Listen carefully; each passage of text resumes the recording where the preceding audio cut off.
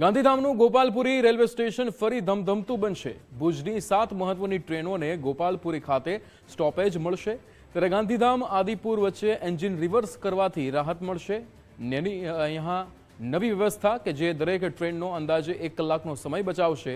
તમામ ટ્રેનો Gandhidham cabin ગોપાલપુરી section મારફતે દોડશે। મુંબઈ સહિતના રૂટ પર દોડતી ટ્રેનો વધુ ઝડપથી ગંતવ્ય પહોંચશે, ત્યારે બાંદ્રા, પુણે, શાલીમાર અને નમો ભારત સહિત 7 ટ્રેનોને લાભ મળશે। રેલવે બોર્ડના નોટિફિકેશન બાદ નવી વ્યવસ્થા અમલમાં મૂકવામાં આવશે।